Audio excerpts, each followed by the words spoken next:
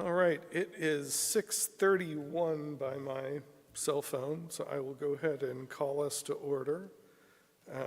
We will start, I guess it looks like we've got 5 out of the 7. We are missing John and Jenna, John Mesa and Jenna. So we do have a quorum. We will start with the Pledge of Allegiance.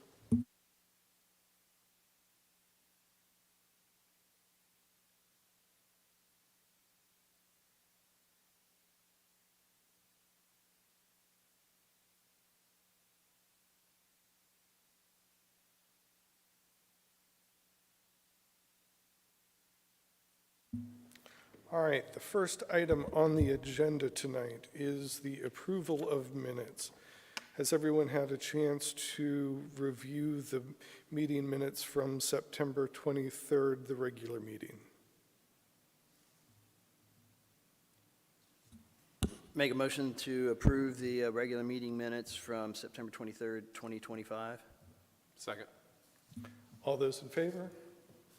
That motion passes unanimously. As to the special called meeting of October 15th, 2025, has everyone had a chance to review the minutes? Make a motion to approve the special called meeting minutes from October 15th, 2025. Second. All those in favor? That motion passes unanimously. Chair's report tonight. Stuff is moving, stuff is happening. Wanted to give you an update on the city center project, sort of where that sits.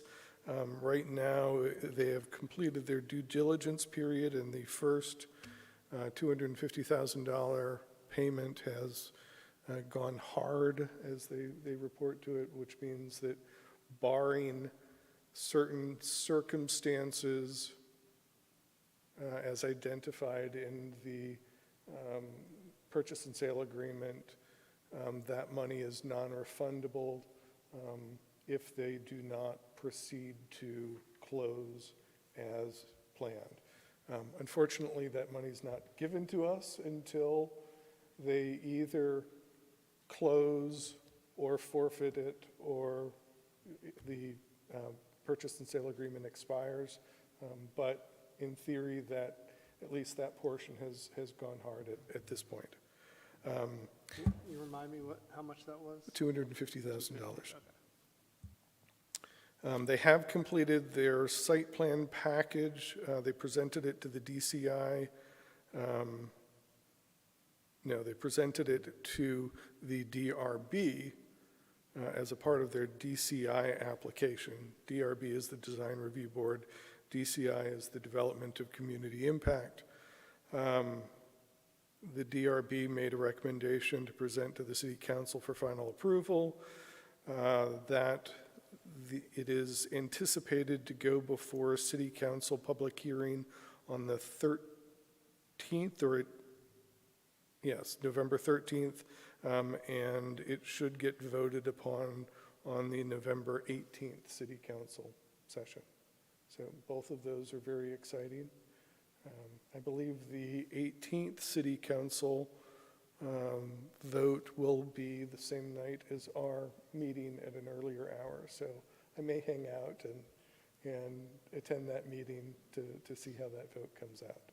I didn't get a chance to watch the DRB. Did you, I'm just curious, was there a lot of changes, a lot of recommendations? Do you think it was mostly approved as is? No, I would have to go back and look at the minutes. It was generally approved. The way it was set up, there was something like 50 or 60 variances that requested, mostly because these buildings are effectively four-sided public buildings, that the public is going to be viewing them on all four sides of all of the buildings of the property. And so the standards call for things like windows on public-facing sides. And it's very difficult to have a building without a back of the house, private space that all has windows. So there was a number of things like that. There was a lot of discussion about architectural details. There was a lot of discussion about pedestrian streets and working with engineering realities and the conflict between urban design and the fire marshal, who want, two radically different things. So generally, it seems like the motions were all very supportive. I think there was a couple that they flagged, mostly having to do with sort of pointing out that the code doesn't really align with what's getting done in all of the situations. But I don't think there's, my impression from having, secondhand talking to our brokers with Stream who talked to the applicant's team, is that they were very happy with the results of the design review board. And so it does not seem like, I anticipate that whatever is approved, I anticipate that the city will approve their submission. And I anticipate that they will be pleased with what the city approves as far as conditions for approval. But again, that's the city's sort of purview, and we're out of that. It's exciting. It is exciting. It's a very thorough, complete package. I think this is probably the most complicated site plan that has been submitted to the city in the history of the cities. I mean, this is just the most complicated project. The assemblage, yeah, because of the 30,000 square feet of very detailed retail, the public green space included 340 apartment units. There's just a lot of moving pieces, and it's all unique, it's all custom designed. So I think, even some of the larger, I guess the large residential project that Greystar did that's under development sort of behind the Porsche dealership, I think that had a lot of townhouses and apartments and a number of elements, but they weren't necessarily as complicated. So as far as the number of pages in the package, and this was pretty significant. Plus, this is going to be a centerpiece. I mean, And this is going to be the centerpiece. Once the city council votes and hopefully approves, they will start the LDP, which is the land disturbance permit process. That is really the start of the construction process. Once they get the LDP, that really is what needs to happen prior to closure. So we anticipate that once they get their LDP approved, there'll be some other things done as well. At that point, they should be able to close on the property and start construction. So we would anticipate that they have roughly 150 days after the city's approval to submit for their LDP or to receive their LDP. In any case, we would anticipate that they would close probably no later than June or July of 2026 and start construction immediately thereafter. So the clock starts moving. So it's really exciting. Knowing one of the goals, that's really exciting. Knowing one of the goals is to attract the best possible retail. At what point will there be some kind of formal press release of their plans at some high-level scale to try to create some buzz around the city center? I don't know. To answer that question, I don't know. What I was just talking to Brian with Stream, of the brokerage team today. He said that the retail component, there's two partners in the city center project. There's the retail partner, which is Vantage Realty, and there's the residential portion, which is Greystar. Vantage is apparently very pleased with the market's response to what they have. They've been pre-leasing ever since they've awarded the project. They've been talking to people.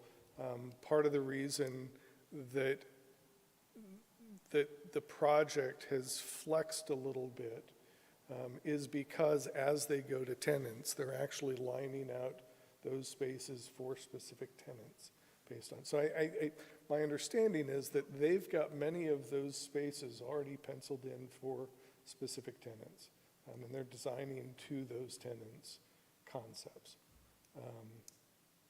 as they go through this process. So my understanding, third hand, is that they're very pleased with the response, that they're very pleased with the caliber of interest, the companies who are interested in what we're going at, and I think it's going to be what we've been hoping for. Did they mention any of those people that they've been talking to, or just saying high level without giving any I am business not names? tracking, Yeah. I have not been asking those questions, and I don't know that they would want to publicly acknowledge who that is at this point. But I would imagine that, yeah, they're creating buzz, and I think that once the site plan is approved by the city, I think then it's a pretty good time to start passing it out to the online folks that track it, to advertise it a little bit more, to get publication and buzz and interest. It's going to be an exciting project. Yeah, it's safe to say that the city Chamblee Communications Department will handle that. That's not a DDA thing, of course. I don't know exactly the process. I know that in the past, Rob has talked to some of the people who are in the business of writing about development, as far as passing on information, hey, just to let you know, this has been approved, or, and it's pretty informal. I mean, the reality is that whatever is reviewed by the city is public information, at the point that it's submitted to the city and becomes a part of the city council's agenda. It is part of the public record. So the press will probably just pick it up on their own and run an article on it.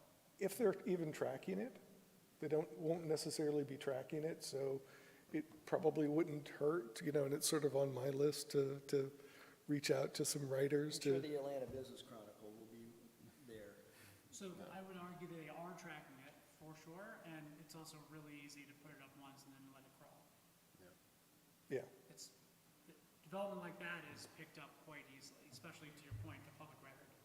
Yeah, People's entire job is to do that. I will say typically when Shannon puts out any press release, it does get picked up by a lot of different avenues, just naturally. Right. So, yeah. right. Yeah, no, it's exciting, and we could probably ask that, let's get a press release once the city's approved it, and just let's bang that drum.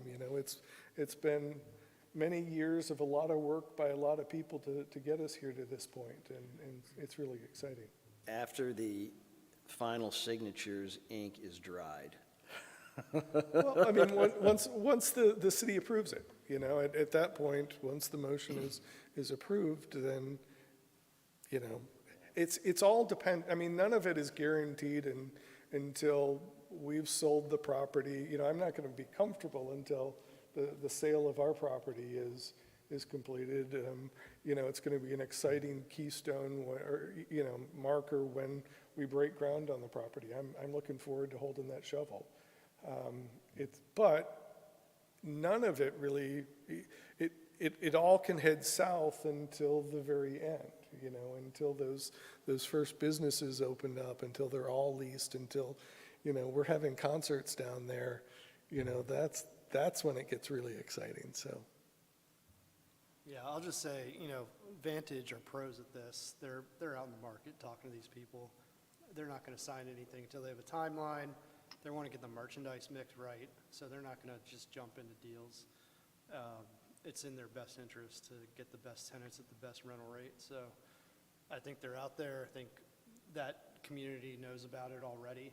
I don't know how much a press release is going to do for us. Couldn't hurt, I guess, but I'm personally comfortable with Vantage, and that's one of the reasons we selected them, because they know this market. Yeah, I was thinking more the halo effect of just the average person picking it up on social media and then like, well, then I want to live in downtown Chamblee. So I was thinking more on filling up the Yeah, the general area, public. the you public, know, the people that the were going to buzz support the for- retail. Right, Yeah. right. No, That's a good point. I think that certainly wouldn't hurt. It's a great project. I mean, it's just fantastic. So I'm really, really excited that we're getting to this point. But really, that's the chair's report for this point. Financial report, Jonathan? Yeah, so no major things to report over the past month, although what we are going to discuss later is we've got admin payments reports from the Oliver and SLX. So once, if and when those are approved, 10 days from that approval is when those amounts are due. It totals about $638,000 of our $834,000 budget, so it's a large chunk of it. We have our annual balloon payment on our current debt due December 1st, which is going to be around $700,000. So with our current balance of $390 and change plus the $638 that's coming in, we'll be able to cover that. That assumes, of course, that one or both of these payments come in on time. Now that we have about 36, 37 days left until December 1st. So Brian, Matt, Ashley, and I have been tracking this. And I wish Ashley were here, but, we're talking to the city in kind of worst case scenario, just in case. So assuming everything comes in as it's supposed to, we will be fine. And if it doesn't, we will have a plan B. Any questions on financials? We are getting started looking at the financial standings. One of the things that we are looking at is how does 2026 budget play out? And that's going to be tight, simply because we're going to wind up spending, we've had very significant fees associated with the attorneys for the city center project. It's a complicated project. There's a lot of moving pieces. I think relative to the $12.3 million sale price, the attorney's fees are reasonable, but they're coming out up front. There's a number of fees coming out up front that if the sale does not go through or if the sale is delayed significantly, things get a little bit more interesting. But I think we'll get there. We just have to take a thorough look at it. Yeah, and I think some things have changed since we passed the budget. I think the timeline on the sale to Greystar Vantage was extended a bit. We're expecting to, I think, realize that money at the end of this year or beginning of next year. And then the fact that we are actually purchasing the Pierce Price parcel versus assigning that contract to Greystar to purchase, since we're having to now get a new loan and come out of pocket on that. So some things have changed. Again, as long as everything goes as planned, we'll be fine. If it doesn't, we're going to come up with a plan B. But we'll keep everyone posted. All right, we have nothing under old business. Under new business, we do have a couple items. The first is the third amendment to the purchase and sale agreement with Greystar Development East. So what this is really about is it covers a number of different things. It clarifies the remediation expenses and the cost sharing for those expenses. It sets some legal descriptions of the properties. It describes the site plan, which includes changing the prior description of the overall property included 340 units of residential and a minimum of 30,000 square feet of retail. What they're actually submitting is 29,000 square feet of retail, plus roughly 8,000 or 9,000 square feet of second floor patio space. So I think that they are meeting the intent, but by technical, strict, accordance with the way the previous PSA or the way the PSA was written, they're not in compliance with that. And so it's changing.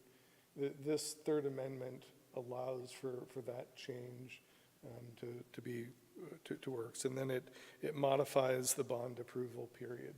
Those are sort of the big items within that PSA. Any questions about the PSA? And they're satisfied with any environmental concerns? Everything's been satisfied with that? Tanks have been removed, and we don't have any more concerns? We shouldn't have to spend any more money on cleaning it up? I think I think all the construction costs have been spent. They did find some unexpected areas, and the contingency budget was actually exceeded. And we'll talk about that more next month as we get a revised invoice for those construction activities. The short answer is that as they were digging up, they found an additional tank that wasn't listed. I believe it was a small tank, an oil-water separator, an oil separator, but it was an additional tank that had to be removed. I think there were some additional soils that needed to be removed. They might have found more soils than they had anticipated that had some signs of contamination that had to be removed. So all of this had to be done while they were mobilized, while they were on site. So I did approve the additional work, but there'll be a discussion item next month to officially approve that invoice amount.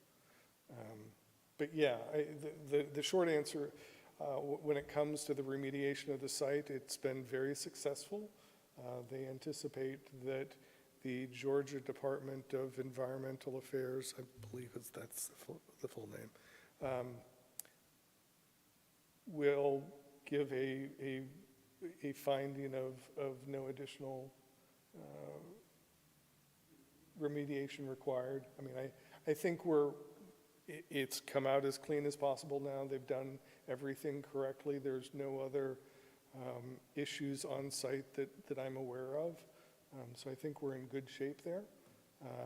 My understanding is that Greystar is satisfied with the work that was done. So, yeah, I think we're in good shape on the remediation. Can I have a motion in the packet, there is a series of draft motions. I'd like to make a motion to approve, authorize, ratify, and confirm the entry of the DDA into the Third Amendment to the Agreement for Purchase and Sale of Real Estate as presented between the DDA as seller and Greystar Development East LLC as purchaser, and authorize the chair to execute related documents. Second. All those in favor? That motion passes unanimously. The next item on the agenda is the administrative payment for the Oliver. Okay. So do we have that? Do we have information in the slide, or is that? No. Anyway, the information was circulated, is in the full packet. I think the short answer is that I believe that our attorneys are happy with what was submitted, and it will, they've agreed that the administrative payment that is due is in the amount of $234,626.25. So, do I have a motion on this? Yes, I'd like to make a motion to approve the 2025 administrative payment for the Oliver, parentheses, Greystar, at 5193 Peachtree Boulevard in the amount of $234,626.25. Do I have a second? Second. All those in favor? That motion passes unanimously. Similarly, we have the next item is the administrative payment for the SLX project I think our attorneys, Dan McRae with Seyfarth Shaw and his team have reviewed it. They're satisfied with the administrative report and have indicated that the 2025 administrative payment in the amount of $404,000, $430,430.40 is correct. Any discussion? Okay, can I have a motion?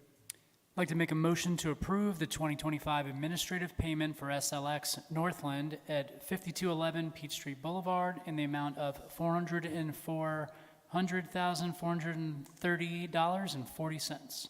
Second. All those in favor? That motion passes unanimously. Public comments, having no public comments, I see no public comments. We do not have an executive session tonight. Do I have a motion for an adjournment? Motion to adjourn. Do I have a second? Second. All those in favor? That motion passes unanimously. Thank you very much.